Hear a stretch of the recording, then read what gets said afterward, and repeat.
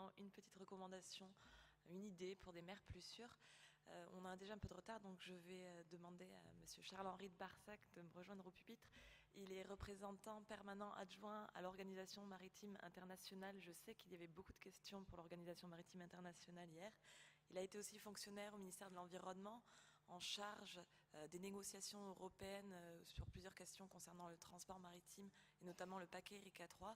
Et aujourd'hui, il va nous expliquer comment l'Organisation maritime internationale crée des normes, essaie de justement parer à ces risques émergents.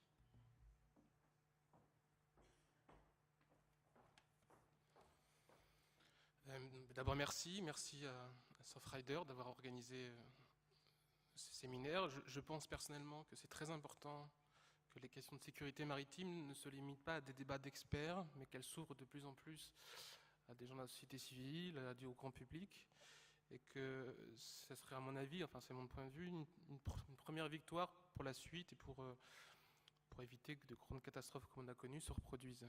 Alors, comme le thème c'était le risque émergent, je vais juste essayer de vous expliquer comment une organisation internationale comme l'OMI réagit à des nouveaux risques ou à des nouvelles catastrophes qui peuvent se produire et quel est un peu le processus qui se met en place dans ces circonstances. Alors la première chose que je voulais signaler, c'est que l'OMI, comme beaucoup d'organisations internationales, notamment sur le maritime, produit avant tout des normes. Donc la production de normes, c'est quelque chose qui est assez long, qui exige beaucoup d'expertise et qui exige aussi un consensus. Donc si souvent on peut parler d'un décalage entre les accidents, les problèmes et les réactions et les productions de normes, il faut comprendre que c'est normal, parce que si on a une convention internationale qui ne s'applique qu'à 3 à 4 pays, ça n'a pas beaucoup d'intérêt en fait. Donc le consensus est très compliqué à trouver, et cela prend un peu de temps. Donc je vous l'expliquerai un peu par la suite. J'aurais voulu aussi vous expliquer brièvement que sur les risques émergents actuellement, et ça je vais vous expliquer un peu par rapport à mon expérience, de ce que je reçois, enfin de quoi on discute, sont un peu en 3 catégories. La première catégorie a été expliquée ici assez bien, c'est le gigantisme des nouveaux navires, des structures. Nous sommes un peu sur une course, que ce soit pour les navires de croisière ou les porte-containers à des engins de plus en plus énormes, et qui pose principalement un problème aussi de stabilité, parce que bon, arrivé à une certaine taille, le moindre problème entraîne des pertes de containers, etc. Donc on est plus fragilisé, mais pose aussi des problèmes à l'état côtier, parce que ça veut dire que face à ces monstres des mers, les moyens de sauvetage ou d'intervention doivent être très importants. Sauf que ce n'est pas l'État côtier qui décide de produire ces navires, qui décide de les mettre en construction. Et grosso modo, on a affaire actuellement à un problème qui est aussi un problème de crise économique, où les États côtiers vont avoir un problème réel. Si un problème survient, comment agir? Je prends par exemple le Costa Concordia. Costa Concordia, c'était au large de l'Italie. On était à 2 km des côtes. Imaginez le même navire au large de l'Antarctique ou au large de... Enfin, c'est une catastrophe. Enfin, c'est une vraie catastrophe. Donc ça, c'est les premiers risques émergents qu'on aperçoit. Les deuxièmes, et je voudrais en parler, c'est les risques pour les gens de mer, parce que les risques émergents sont aussi pour les gens de mer. Donc ce sont des risques... La piraterie a été discutée. Il faut aussi penser aux risques sanitaires qui sont liés aux produits, à la toxicité des peintures, aux nouveaux produits de traitement des marchandises. Tout ça sont des risques qui apparaissent et qui mettent la vie, en tout cas qui peuvent mettre la vie en danger des marins. Et puis, bien sûr, puisque c'est un peu l'occasion aussi d'en parler, c'est les risques qui sont liés aux pollutions et aux nouvelles pollutions. Donc je vais prendre deux exemples très rapides pour vous expliquer comment, grosso modo, l'organisation internationale réagit. Donc le premier, ce sera sur les porte-containers et notamment le problème du chargement du porte-container. Et mon deuxième exemple, ce sera sur la nouvelle convention qui a été signée en 2010 sur les substances nocives et potentiellement dangereuses et qui est un peu, on va dire, la successrice de ce qui a été fait avec les FIPOL pour l'évolution par hydrocarbures. Donc sur mon premier point sur les problèmes des porte-conteneurs, la taille des porte-conteneurs, ce que je vous ai dit tout à l'heure, ça posait des problèmes sur la coque, sur la stabilité.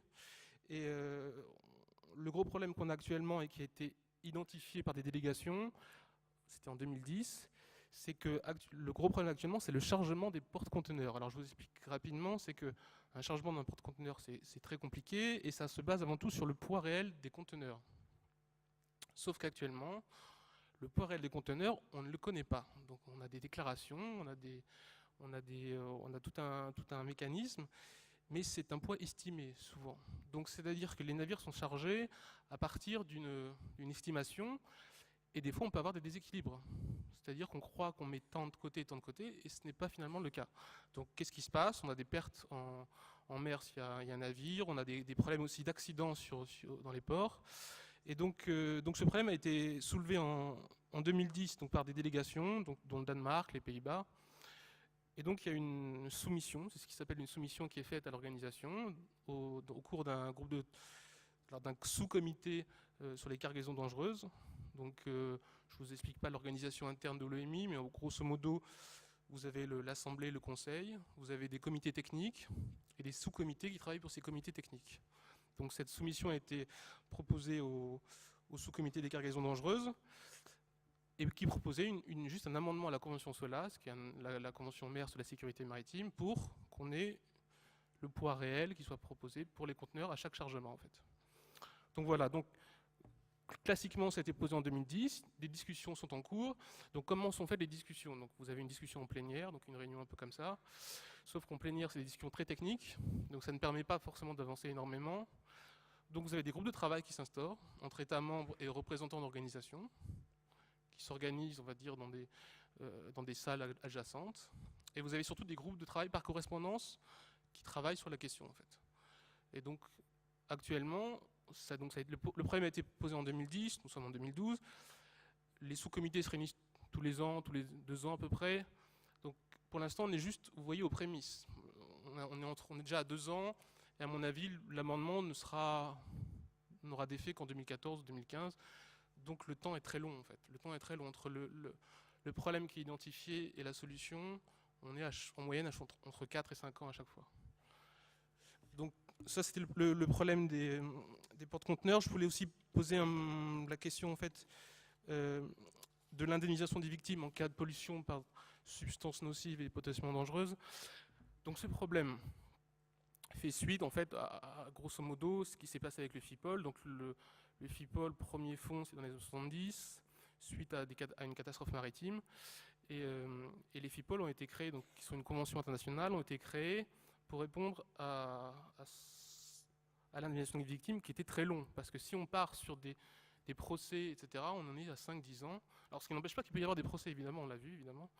Mais ce qui avait été imaginé avec le FIPOL, c'était quoi? C'était une responsabilité objective. C'est-à-dire, quelle que soit la raison du naufrage, le propriétaire était coupable. Enfin, pas coupable, responsable. Donc à partir du moment où il était responsable, l'assurance jouait. Alors il y avait par contre une limitation de responsabilité. Et un deuxième fonds était constitué. Dans le cadre du FIPOL, c'était par les réceptionnaires de pétrole, donc les pétroliers, qui subventionnent le fonds, qui est basé à Londres, sur une déclaration annuelle des États membres qui réceptionnent du pétrole. Donc voilà comment un peu le processus, l'articulation est faite. Donc cette articulation, elle est faite pourquoi? Parce que ça permet, dès qu'il y a un accident, d'avoir rapidement des indemnisations et de ne pas chercher la responsabilité. Donc ça, c'était le cadre du FIPOL. Alors que c'est en théorie, en pratique, on a vu que c'était plus compliqué, mais ce cadre-là a été repris donc pour une convention qui a été signée en 2010, qui est la convention HNS dont je vous ai parlé. Voilà, donc cette convention reprend le même principe, sauf que là, on ne parle pas des hydrocarbures, on parle plutôt, alors il y a des hydrocarbures aussi, mais on parle plutôt, on va dire, des marchandises en vrac, des chimiquiers, etc. Et pour l'instant, cette convention est signée par 8 pays. Donc 8 pays européens, la France est signataire.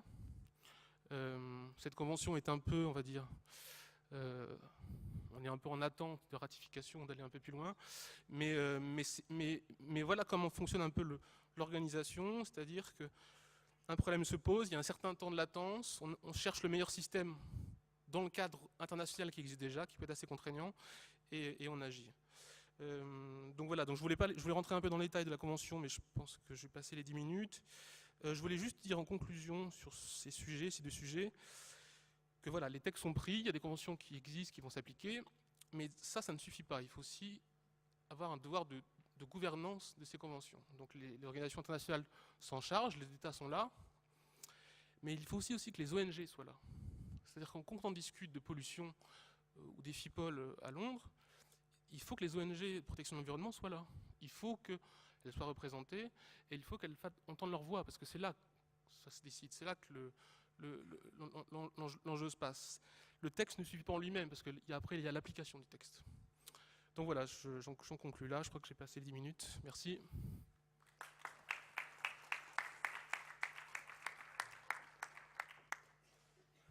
Merci à tous pour la qualité de vos interventions. Peut-être qu'il y a une